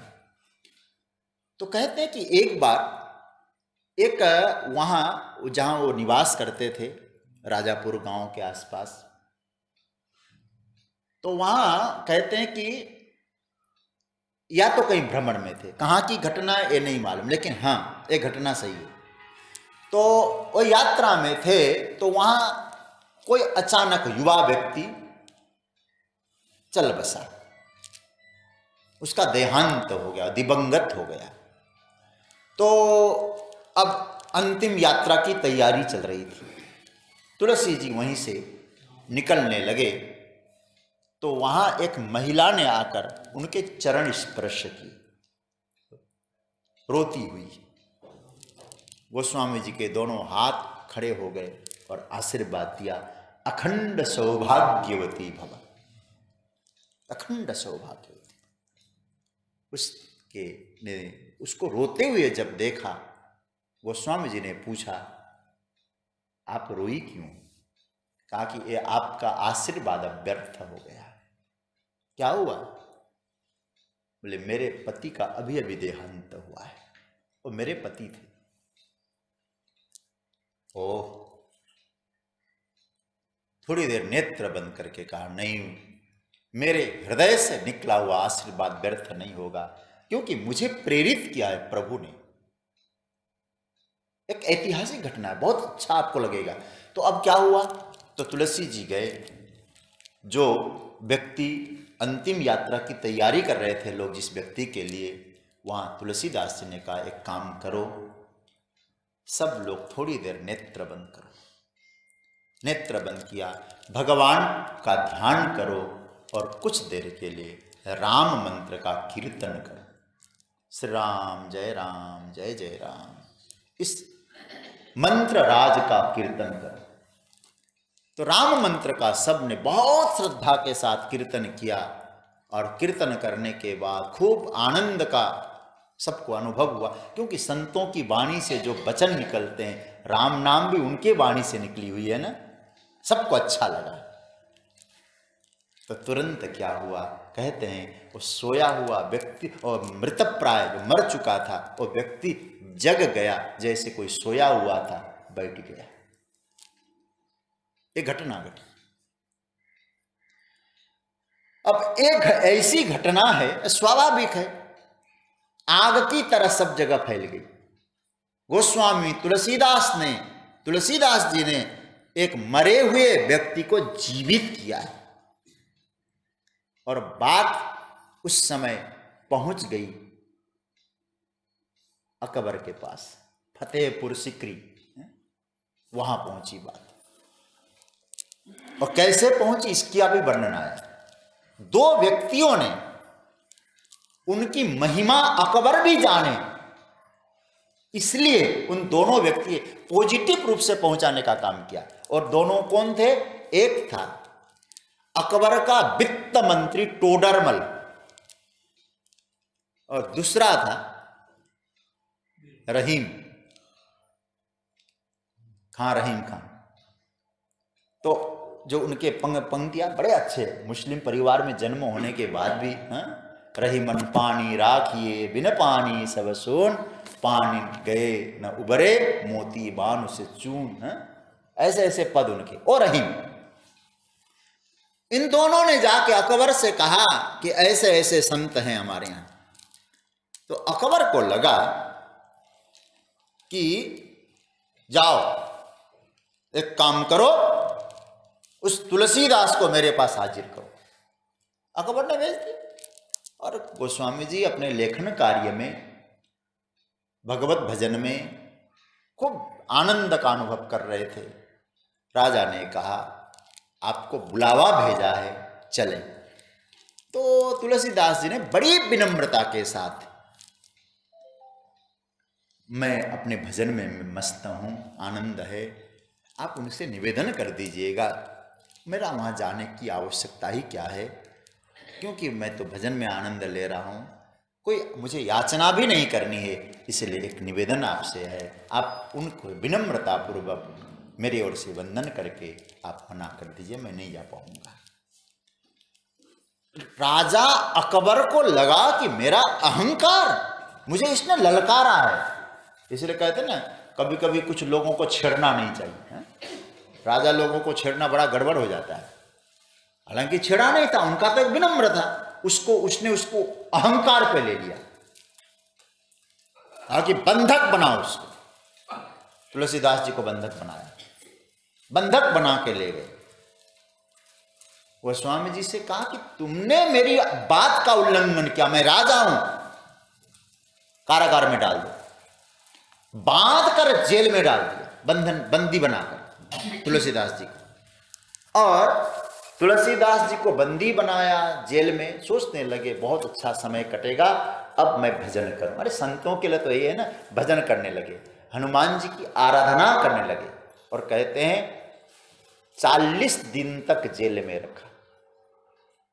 ध्यान से सुनिएगा, 40 दिन तक क्यों रखा? बोले कुलस्वामी तुलसीदास जी ने एक एक दिन हनुमान जी चालीसा का एक एक पंक्ति लिखा, रोज उपासना की, एक एक पंक्ति लिखी और रोज उपासना की। और उपासना का परिणाम कैसा निकला? और 40वां दिन उनका अनुष्ठान पूरा हुआ। ऐसी घटना, आपको ऐतिहासिक घटना है। ऐसी स्थिति हो गई, पूरे फतेहपुर सिकरी में बंदरों का झुंड आ गया, अनंत असंख्य, कोई गिनती न कर सके ऐसे बंदर। महाराज ऐसा अकबर, उसकी सारी रचना व्यर्थ हो रही है, सैनिक विचलित होने लगे। अरे महाराज, बादशाह अकबर एक कमरे में खिड़कियां बंद करके बैठ गया, कहीं बंदर हम पर हमला न कर। अब तो महाराज आश्चर्यचकित हो गया समाज, क्या हो गया? सब दुबक गए घर के भीतर। संध्या होते होते एक वृद्ध हाफिज शब्द जानते हैं ना मुसलमानों में, जिसको कुरान सिखाता है, कुरान के आयतों का अर्थ लगाकर वो सिखाता है। और वृद्ध हाफिज आया। अकबर ने कहा कि क्या स्थिति हो गई, ऐसा क्यों हुआ? तो उन्होंने कहा, हाफिज ने कहा, बादशाह ऐसा लगता है किसी संत का अपराध हुआ है। तुमने किसी संत का अपराध तो नहीं किया? अकबर को ख्याल आया कहीं मैंने ऐसा कुछ गड़बड़ तो, तब उनको आया, दौड़ पड़ा, चरणों में गिर पड़ा, मैंने बहुत बड़ा अपराध किया है, मुझे अब क्षमा करिए। संतों से तो किसी का बैर है नहीं। तो महाराज गोस्वामी जी से कहा कि कुछ शांत करें, बाहर तो बहुत वानरों का उपद्रव है, कैसे उपाय करें, संभालना मुश्किल हो रहा है स्वयं को, पूरे राज्य को। और जैसे ही वो बादशाह अकबर के साथ तुलसी जी बाहर आए, बहुत आदर पूर्वक बाहर लाया, तो कहते हैं कि बंधन की मुद्रा में साष्टांग प्रणाम किया गोस्वामी तुलसीदास जी ने, और साष्टांग प्रणाम करते ही सारे बानर गायब। कहां से आए और कहां गए किसी को मालूम नहीं पड़ा, कहां से आए थे कहां गए। अब तो महाराज बड़ी श्रद्धा रखने लगा अकबर। तो 40 दिनों में, इसलिए आप लोग हनुमान चालीसा में एक पंक्ति पढ़ते हैं, मैं बोलूं तो आप बोलना, आगे की पंक्ति मैं बोलूंगा फिर आप बोलना। उस पंक्ति को वो घटना की ओर संकेत है। जो 7 बार पाठ कर कोई, आगे बोलो, छूट ही बंदी महासुख हो, छूट ही बंदी महासुख हो। इसका अर्थ है, इसका गोस्वामी जी ने कारागार के भीतर फतेहपुर सिकरी में एक हनुमान चालीसा की रचना की, छूट ही बंदी महासुख हो। और तब से अकबर उनके चरणों में निवेदन करता है, वंदन करता है, एक तरह से देखा जाए उनका अनुयायी बनता है। और अकबर का जब तक जीवन रहा तब तक गोस्वामी तुलसीदास जी का प्रेमी बन के रहा। और एक बात और कहूं, अकबर ने फरमान जारी किया था, जो भी हिंदू यहां रहने वाले, जो राम की उपासना, हनुमान की उपासना, अपने इष्ट की उपासना करने वाले जो लोग हैं, उनको किसी प्रकार की परेशानी नहीं होनी चाहिए। आप सब जानते होंगे अकबर ने कहा। और इस कथा से एक तो हमें समझ में आता है, संतों का जो अपराध है वो भयंकर रूप लेता है। ये तो हमें समझ में आया इससे। क्यों? देखो भाई, रामचरितमानस में भी इसका उल्लेख है, श्रीमद् भागवत में भी इसका उल्लेख है। रामचरितमानस में तो स्पष्ट बृहस्पति जी इंद्र को समझाते, जब भरत जी का रास्ता रोकने के लिए इंद्र ने बृहस्पति जी से कहा, ऐसा लगता है भरत का भाव देखकर राम जी लौट आएंगे अयोध्या, इसलिए आप किसी तरह से भरत के रास्ते में रुकावट डाल दीजिए। तब बृहस्पति जी इंद्र को सावधान करते हुए कहते हैं, हे इंद्र, राम जी का स्वभाव तुझे नहीं मालूम। सुन सुरेश रघुबीर स्वभाव, निज अपराध रिसाई न काहू। जो अपराध भगत कर करई, राम रोष पावक सो जरई। लोक हो वेद विदित इतिहासा, यह महिमा जाने हो दुर्वासा। तो यहां, और क्यों भाई भगवान कह रहे हैं, जैसे एक माँ है ना, माँ को कोई कुछ कह दे ना, माँ मान चलो ठीक है, लेकिन उस माँ के बेटे को कुछ कह दे तो माँ को सहन नहीं होता है। तो सज्जनों, संत भगवान के पुत्र है और भगवान हमारी माता है, संतों की माता है। क्योंकि भगवान स्वयं कहते, करहूं सदा तिनकी रखवारी, जिमि बालक राखहि महतारी। मां की तरह जैसे रक्षा करते हैं, भगवान संतों को पुत्रवत रक्षा करते हैं। और सज्जनों,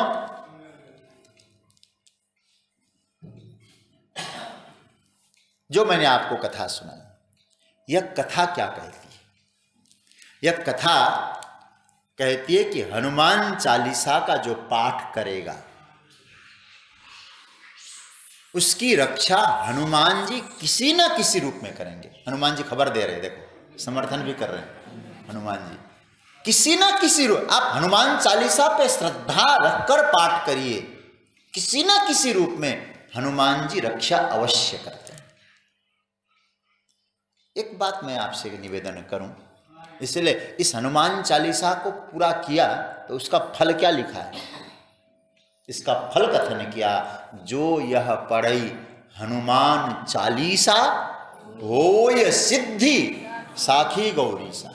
ये चौपाई पकड़ लीजिएगा थोड़ा सा, जो यह पढ़ेगा, क्या पढ़ेगा, हनुमान चालीसा। अब आपको पहला सूत्र तो मैं बताऊं, मैं चर्चा कल से अच्छी तरह से प्रारंभ करूंगा, आज भी यूं ही रह गया बात, लेकिन 2-3 बातें मैं बता दूं। पढ़ना कैसे पढ़ोगे आप, जैसे आप पढ़ते हो क्लास के पुस्तक, जाके स्नान करके भगवान को तिलक लगा के अपने आप तिलक करके मैथमेटिक्स के पुस्तक ग्रंथ पढ़ते हो ना, टेबल में बैठ के पढ़ते हो, टेबल में बैठ के, बिस्तर पे बैठे, कंबल ओढ़कर, रजाई ओढ़कर, ऐसे है ना। तो इसका अर्थ क्या हुआ, आप यदि मंदिर में बैठ के कुछ कर रहे हैं तो वहां पढ़ना नहीं होता, पाठ करना होता है। समझ रहे ना बात को, पाठ करना होता है।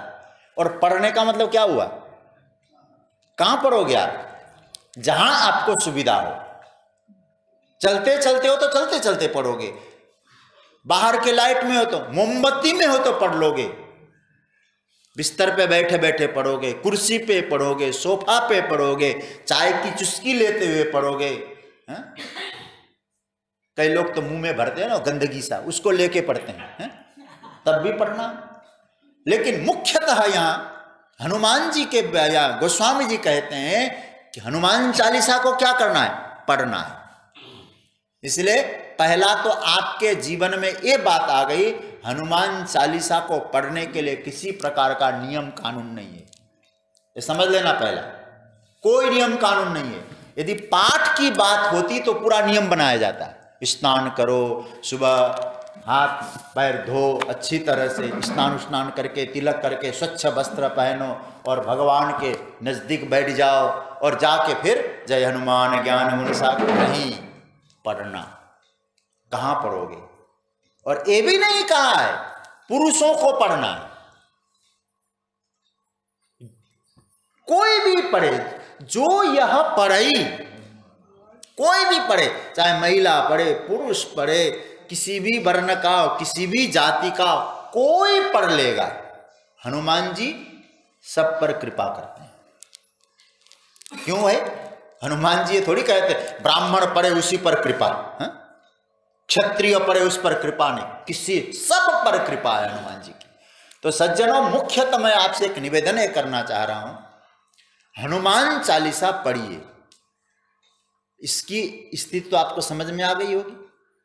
गोस्वामी जी हनुमान जी के 40 दिन के अनुष्ठान से कैसे मुक्त हुए, शरण में आए, हनुमान जी किसी न किसी रूप में रक्षा करते हैं, पहली बात। दूसरी बात, इसको पाठ करने, इसको पढ़ने का कोई विधान नहीं है, इसलिए कभी भी पढ़ लेना, ठीक है। ये मत कहना कि इस समय मत पढ़ो, उस समय मत पढ़ो, और ये भी भ्रम निकाल दो इस समय हनुमान जी राम जी की सेवा में नहीं पढ़ना चाहिए, हर समय पढ़ लो। तीसरी बात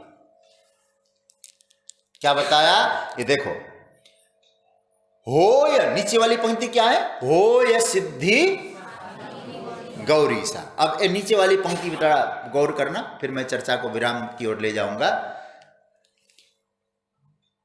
होय, सिद्धि होगी, उसको सिद्धि की प्राप्ति होगी। अब सिद्धि का अर्थ क्या है, सिद्धि का अर्थ है आपको सफलता मिले, इसका नाम सिद्धि, शाब्दिक अर्थ में। लेकिन सिद्धि, यदि आप भक्त है ना और हनुमान चालीसा पढ़ रहे हैं, तो आपके लिए सिद्धि क्या है, वहां भजन करते करते भगवान की अनुभूति हो गई, भगवान की प्राप्ति हो गई, तो ये भक्त की सिद्धि हो गई। हनुमान चालीसा आपको क्या नहीं दे सकता, आप जरा देखिए। यदि आप भक्त है और हनुमान चालीसा पढ़ रहे हैं, क्या होगा, तो आपके जीवन में भगवान कृपा पूर्वक दर्शन देंगे। यदि आप ज्ञानी है, हनुमान चालीसा पढ़िए, आपको सिद्धि मिलेगी। क्या मिलेगी सिद्धि? बोले आपको ज्ञानी की सिद्धि क्या है? ज्ञानी की सिद्धि है ब्रह्मात्मैक्य बोध, मुझ में और परब्रह्म परमात्मा में अभेद संबंध है, अहम ब्रह्मास्मि की अनुभूति। ये कैसे होगी? हनुमान चालीसा पढ़ने से। क्या सिद्धि की चर्चा करें? इसलिए गोस्वामी जी ने नहीं कहा कि उनको सिद्धि मिलेगी, सिद्धि मिलेगी। अर्थ घटाइए आप अपना। यदि कर्म मार्ग में है आप और हनुमान चालीसा का आश्रय लिया, हनुमान जी के चरणों में आपकी निष्ठा है, तो आपका कर्म सुचारू चलेगा और कर्म का बंधन नहीं होगा। आपके मन की अच्छी कामनाएं हैं, उसकी पूर्ति हो जाएगी। हनुमान चालीसा हो या सिद्धि साखी गौरी से। तो आप चाहे ज्ञानी हैं, चाहे कर्म मार्ग के हैं, चाहे भक्ति मार्ग के हैं, पहला सूत्र तो हनुमान चालीसा में तीनों का समन्वय आया, जिसकी चर्चा मैं कर चुका हूं। दूसरी बात यह है, आप जिस भी मार्ग के हैं, आप हनुमान चालीसा पढ़िए, आपको सफलता मिलेगी। विद्यार्थी हैं तो आप जिस मार्ग में चाहते हैं वहां सफलता मिलेगी। अच्छा भाई, कोई प्रमाण भी तो सफलता मिलती है। कौन कह रहा है इस बात को? कोई कहने वाला भी तो हो। मैं कहूं आप मेरी कथा में आइए, आपको लाभ होगा, तो आप कहेंगे आपकी बात नहीं मानते हैं। हाँ, स्वामी जी गवाही दें तो हम आएंगे। तो स्वामी जी ने कहा नहीं, आया करिए, लाभ होगा। तो आप अपने गुरुजी की बात मानेंगे, हमारे यहाँ आए, हमारी कथा सुनेंगे। तो गोस्वामी जी जब ये कहते हैं इससे सिद्धि मिलेगी, तो गोस्वामी जी से पूछा, हमारा एक बात तो बताओ, कौन गवाही दे रहा है? कौन है कहने वाला? आप कहेंगे हम मान लें आपकी बात, क्या नहीं? हो ये सिद्धि साखी गौरी सा।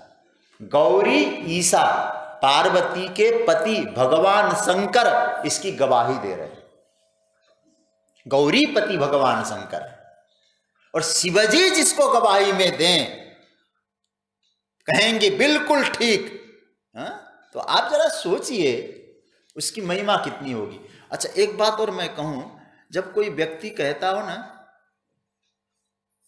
आजकल तो कसम खाने की तो बड़ी लंबी प्रक्रिया, कोई बात किसी कथा, कसम खाते खाते लोग कहां पहुंच जाते हैं। मां दिन में 10-15 बार कसम खाते हैं, कसम से मां कसम। मां को बीच में क्यों ला रहा है भाई? अब पहले कसम की बात आती थी, गंगा मैया की कसम, ऐसा बोलते थे। केवल गंगा का नाम ले ले तो उसकी बात नहीं, गंगा की कसम खा रहा है, मान लेते हैं। अच्छा, एक बात आपसे पूछूं, केवल गंगा का नाम लेने से आप उसकी बात मान लेते हो, तो गंगा को सर पे रख के बोल रहा, उसकी बात मानोगे कि नहीं? शिवा है कौन? वो तो गंगाधर है जी। और गंगाधर कहते हैं कि भाई मैं इसीलिए गंगाधर हूं, मेरी बात तो मान ही लोगे। नाम लेकर कसम खाने की बात पर तुम्हें भी यकीन है, तो नाम तो क्या, साक्षात गंगा को लेकर कह रहा हूं, हनुमान चालीसा पढ़ो, तुम्हें सिद्धि मिलेगी। तो शिव जी की बात नकारोगे क्या? इसलिए गोस्वामी जी कहते हैं, जो यह पढ़े हनुमान चालीसा हो ये सिद्धि साखी गौरी सा। इसलिए इस पर श्रद्धा रखकर इसको पढ़िए, आनंद लीजिए। निश्चित रूप से इस ग्रंथ की इतनी महिमा है कि हनुमान जी कृपा करके हमारे जीवन में जो आनंद का क्षण वो प्रदान करेंगे। दूसरी बात, हनुमान जी के जीवन चरित्र से हमको ये पहले शिक्षा लेनी है, समन्वय करके जीवन को आगे बढ़ाओ। मैनेजमेंट ठीक होना चाहिए।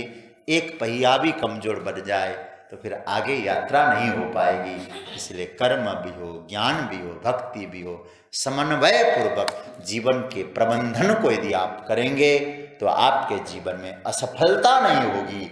लेकिन एक को पकड़कर दूसरे की निंदा और दूसरे को नकारते चलोगे तो फिर पहुंचना बहुत कठिन हो जाएगा। इसलिए ज्ञान, भक्ति और कर्म किसी का भी अनादर नहीं है। हनुमान जी के जीवन में तीनों है, तो तीनों की आवश्यकता रहेगी। तो हनुमान चालीसा महिमामंत ग्रंथ रत्न साबित हुआ, क्योंकि बंधन से गोस्वामी जी ने अपना अनुभव प्रयोग है। देखो कई बात होता है ना, अपने शास्त्र के आधार पर कोई व्याख्यान आपने दिया, एक विषय है, कोई आपके अनुभव के आधार पर प्रकट हुआ, एक दूसरा विषय है। और मुझे लगता है हनुमान चालीसा गोस्वामी तुलसीदास जी का अनुभव ग्रंथ है, अनुभव ग्रंथ है। उनको जो अनुभव हुआ है वो हमारे जीवन में घटित हो सकता है, बशर्ते हनुमान जी पर, इस ग्रंथ के रचना करने वाले रचनाकार गोस्वामी जी पर और इस ग्रंथ पर, तीनों पर। हनुमान चालीसा बहुत छोटा है, इसलिए ग्रंथ को देखकर बड़े बड़े होने चाहिए, ये धारणा हटा दो। छोटा भी ग्रंथ महिमावंत होता है। अरे भैया, छोटा सा दीपक बड़े बड़े अंधकार को दूर करता है। हा? तो महिमावंत ग्रंथ है, भले ही छोटा हो। तो पहला सूत्र है ग्रंथ पर श्रद्धा रखो। दूसरा, ग्रंथ के जो देवता है उस पर श्रद्धा रखो। तीसरा, ग्रंथ के रचयिता पर श्रद्धा रखो, फिर आप उस ग्रंथ का आश्रय लो, अवश्य अवश्य अवश्य आपको सफलता मिलेगी। लेकिन तीनों की चीज फिर कह दूं, ग्रंथ पर, ग्रंथ के इष्ट देव देवता पर और ग्रंथ के रचयिता पर श्रद्धा रखकर इसको पढ़िए। हनुमान जी की कृपा से, राम भक्त हनुमान जी की कृपा से अवश्य सफलता मिलेगी। यही इसका सूत्र है। आज हम लोगों ने एक बार दिग्दर्शन किया, कल ठाकुर जी जैसी प्रेरणा देंगे उसी के आधार पे हम लोग चर्चा करेंगे। अब आज की चर्चा को यहाँ विराम दिया जा रहा है। अब कल फिर हम लोग आगे की यात्रा करेंगे। अब आज हम लोग यहाँ विराम दे रहे हैं। मेरे साथ 2 बार भाव सहित हरिनाम का आश्रय ले। श्री राम जय राम जय जय राम।